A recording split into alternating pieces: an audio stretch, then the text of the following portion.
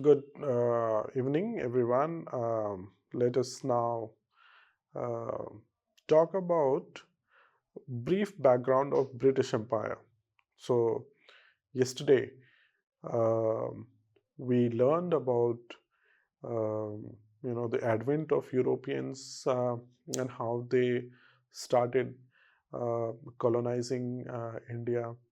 Uh, the main actors were British, of course, but Portuguese, Dutch, Danish, and French, and how the British outsmarted, all these European actors, European colonizers rather, and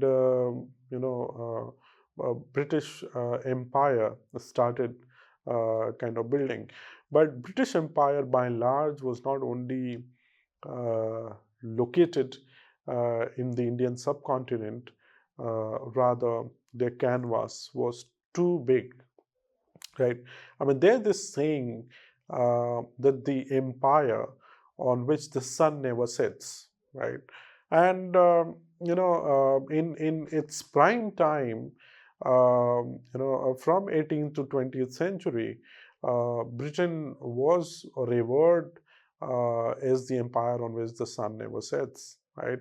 And that simply means that the canvas is too big. It was a vast territory, almost estimated as the 25% of the Earth landmass, which meant that there was always daylight in one of its territories, right?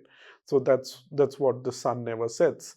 As yesterday or in the previous lecture, I was mentioning about that how India was a kind of kind of a colony which contributed heavily in terms of revenue, and British Raj, later on, when it took over in 1858, started extracting the wealth, and by extracting wealth, they were building their own home country, right? So we need to understand this the endeavor of British Empire, and only we can understand by understanding the European colonialism in India. And it was not really a rosy or a very goody-goody kind of colonialism. I mean, colonialism at all cannot be said that it's kind of it is desirable, because the consequences of colonialism, of course, is the casualty of the rights of people, right? And especially if we see the European colonialism in India, it's a long and dark one, uh, almost nearly about 2 centuries. The colonizers stayed in India, and and in fact that was totally a kind of imperial design.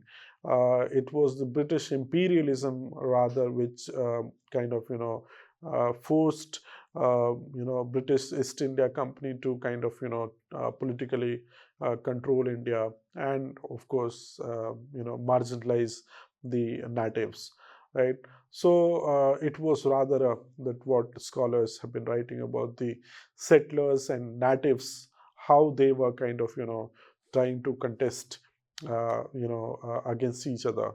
And for much of India's history, it was ruled by foreign powers.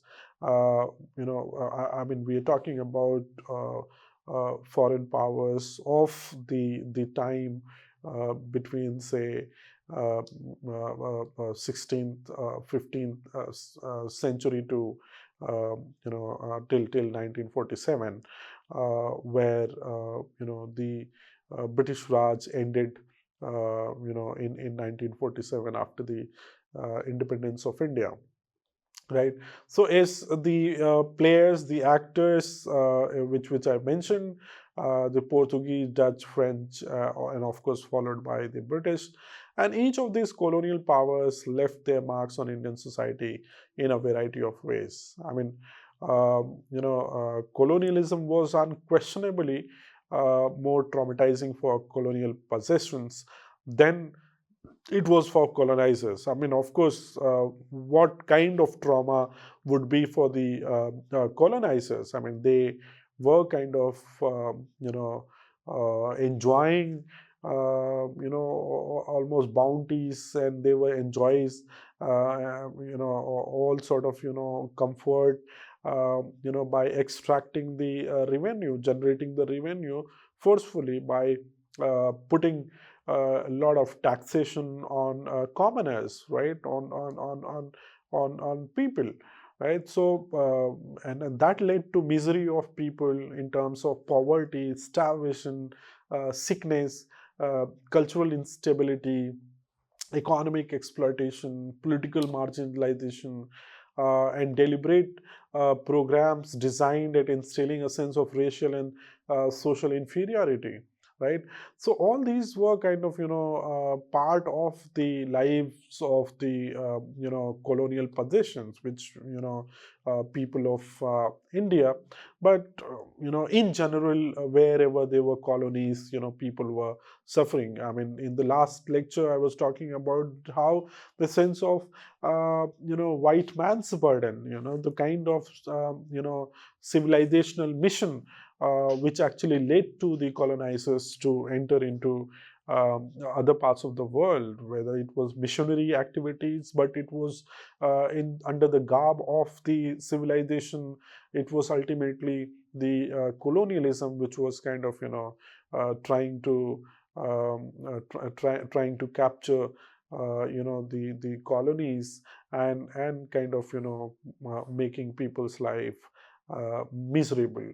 While some may claim that any pain experienced by British colonialists should be treated with suspicion, this is not justification to ignore it. I mean, of course. I mean, they. I'll come to the later part where I'll show that how Indians in a way resisted,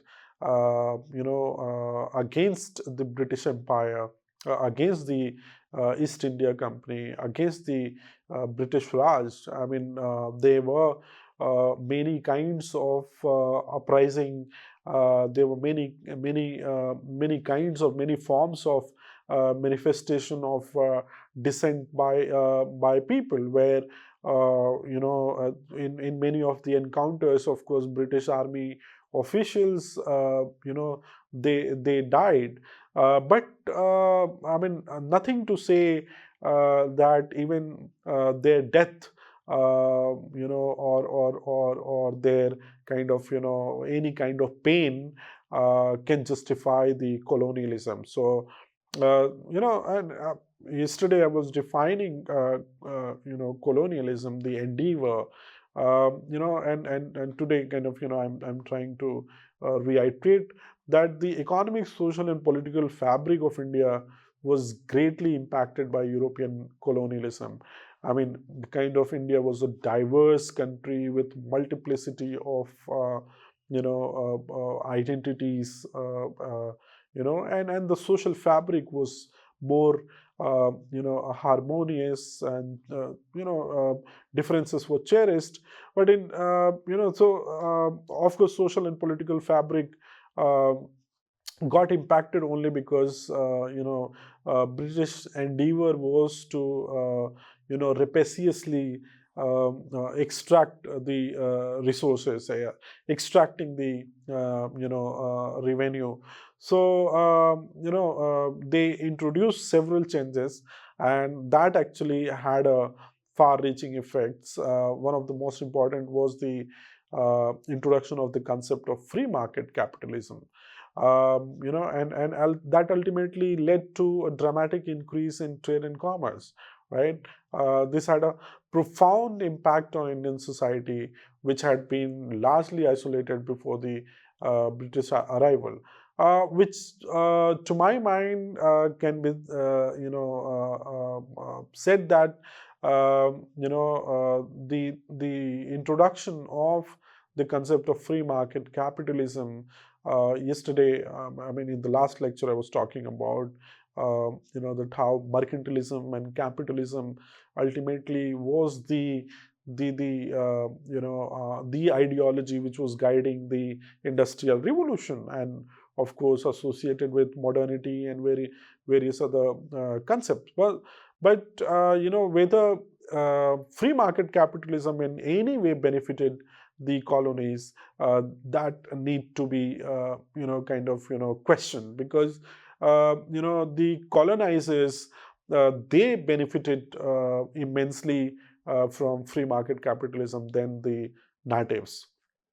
And another important change was the introduction of Western style education, which helped create a new class of educated Indians, the elite class, who got the opportunity, to take the jobs, for British Raj. They were kind of the one who were, the backbone of the administration, because British Raj did not have the kind of officials or the number who can control on their own. They required collaborators. They required people who can actually be the the hands and limbs of the British Raj. And in fact, the kind of social class who contributed in the perpetuation of the British Raj, colonialism in India, were the educated elite class. They were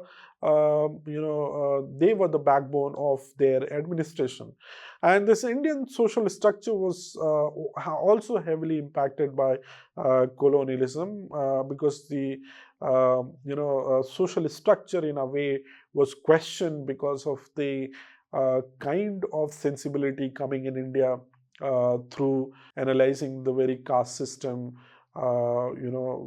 which was a system, justifies hierarchy, graded inequality, uh, social stratification, and all such things, right? So one cannot justify any kind of graded inequality.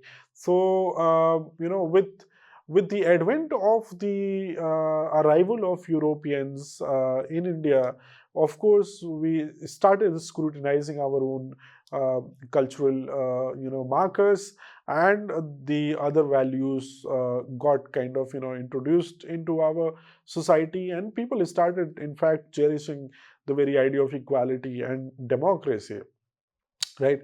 So all the world really regions formerly governed by Britain are collectively referred to as the British Empire. It was created over a long period of time and expanded to encompass a substantial portion of North America, Australia, New Zealand, Asia, and Africa, as well as the smaller portions of Central and South America, right? The British Empire is I'm again emphasizing that empire on which the sun never sets ruled over 412 million people, by 1913, accounting for 23% of the world's population and 24% of the planet's total land mass, right?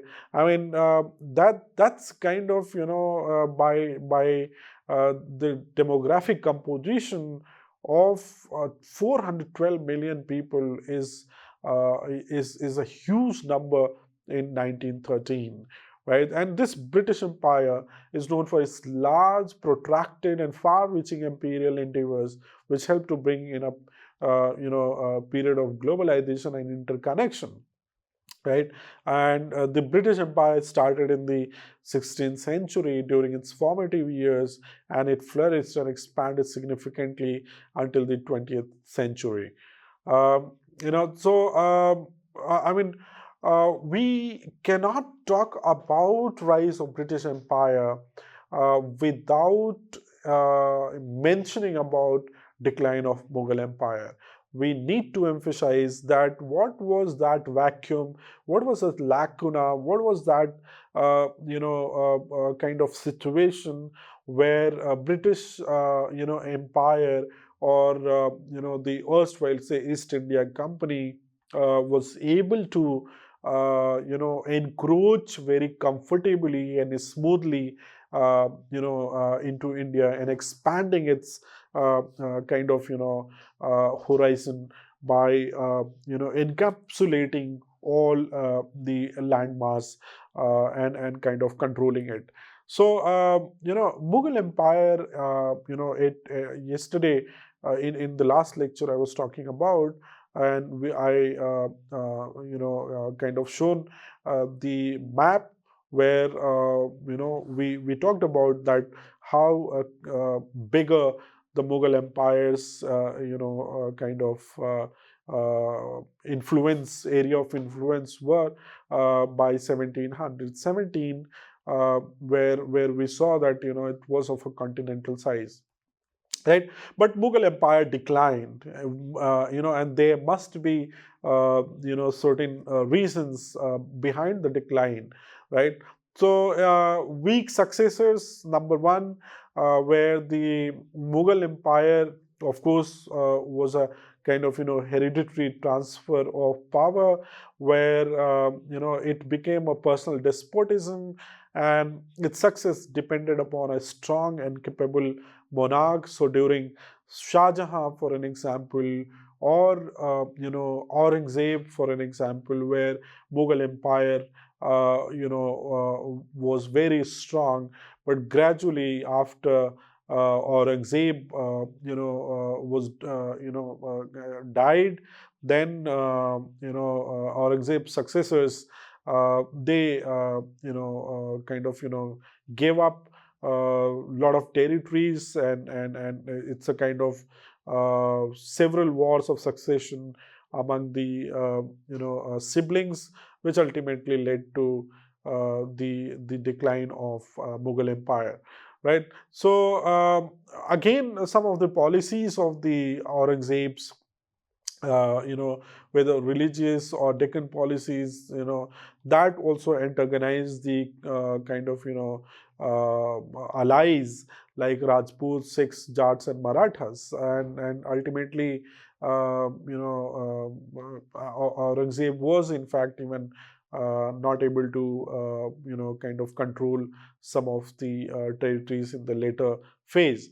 Uh, the rulers and nobles, they started generating, army was deteriorating, and Mughal Empire was a too vast an empire to control, by the weak rulers, right? External invasions were happening from the Iranians and Durrani kingdoms like Nadir Shah, Ahmad Shah Abdali. They were marauding into India.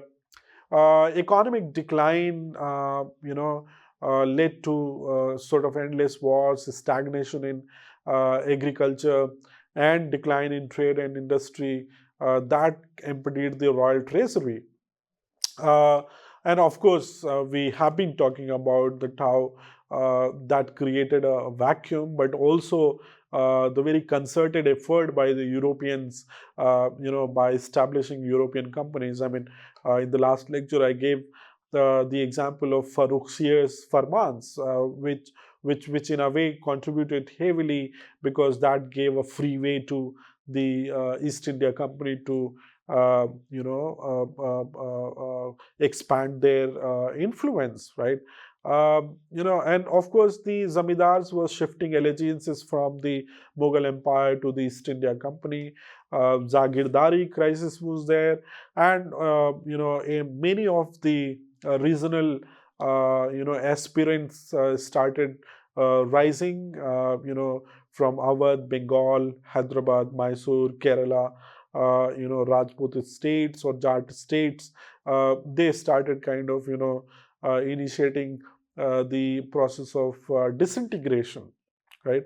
So then, if Mughal Empire declined, there must be certain reasons behind the success of the British Empire, right? How and what were the causes of British success in India? Britishers, as we just got to know that Mughal Empire's army was deteriorating, degeneration of nobles and rulers. On the other hand, we see that British East India Company had superior arms, and later on, of course, British Raj had a superior arms, military, and strategy, and the firearms used by the English, which included muskets and cannons, and they were better than Indian arms in the speed of firing and in range. I mean, you cannot fight, the war, against the people who have muskets and cannons, very advanced kind of technology, and you have, say, swords, bow and arrow, and elephant and horses. They cannot win the war. I mean, you need to have a firearms, right? Better military discipline and regular salary, right? You need to have a discipline to control your armies, your people who are basically backbone of the administration, right? So a regular system of payment of salaries and a strict regime of discipline is required, for the officers and troops to be loyal. You're required to have a civil discipline and fair selection system, right? I mean, the gradual promotion system, so that the administration can be effective, and that there's no kind of corruption, right? So I mean, that is yet again a very important point to see that how British East India Company was in fact very reliable on its officers, right, or troops, and they were enhancing the skills of the these people, these officials. uh, and of course they had a brilliant leadership and support of second line leaders, unlike the kingdoms or the kings or rulers or nobles who were relying totally on the hereditary sons, right? And they were not really kind of thinking about the second line leaders, because they were suspicious of their own kith and kins and the brothers, right? So our family members, right? On the other hand, you have a Robert Clive to Warren Hastings to Elphinstone to Monroe to Marquis of Dalhousie, right? You have a number of uh, leaders who are displaying their rare quality of leadership, right? And that was the advantage the English had. That all these leaders from Wellesley to Lord Lake to Iry Court, they were kind of trying to give the leadership, and glory to their country, right? Strong financial backup. The royal treasury of the Mughal Empire was emptied because there was degeneration. So the income of the company was adequate enough to pay its shareholders handsome dividends, is also to finance the English wars in India, right? And there was certain kind of nationalist pride in the British people. They believed in the material advancement, and they were proud of their national glory, and in fact, there was certain kind of unified sense of political nationalism, right? So if we see a timeline of British Empire in India, I'll just run through to understand that what were all those years where I mean, gradually British Empire was expanding. So in 1600, what we saw was the East India Company was established, and then William Hawkins arrives at Jahangir's court in 1609. 1611, we see Captain Middleton obtains the permission of the Mughal governor of Surat to trade there, right? And then we see that how permanent factories starts getting established. In the last lecture, we were talking about various companies from south to north to west started coming up, right? And company was able to negotiate with the princes, kings, rulers, nobles, zamindars, right? Local kings, and they were taking the lands on the lease, and then ultimately, ousting, even the kings and the nawabs and the nobles, right? 1662 is, I mean, in the last lecture also I was saying that how Portuguese handed over, Bombay, on a rent of 10 pounds, where the Portuguese princess married to the British King Charles II, and it was a dowry. The Bombay was the dowry, right? Uh, uh, Again, the Farrukhsiyar's Farmans in 1717. 1757 marks a period where, what we see, this a consolidation of the British in terms of winning war in, a war of Plassey or Battle of Plassey. That what it is known. What we see is that, is the time when British consolidation starts, and series of charters are getting introduced from the British Parliament for India to control on the company's activities, but also emboldening the company's activities rather, and that in a way, again, since 1757, what we also see, that series of resistance going on. I mean, prior to even 1757, we have seen several revolts or mutinies or uprisings, but then on, what we see, that revolts starts taking place.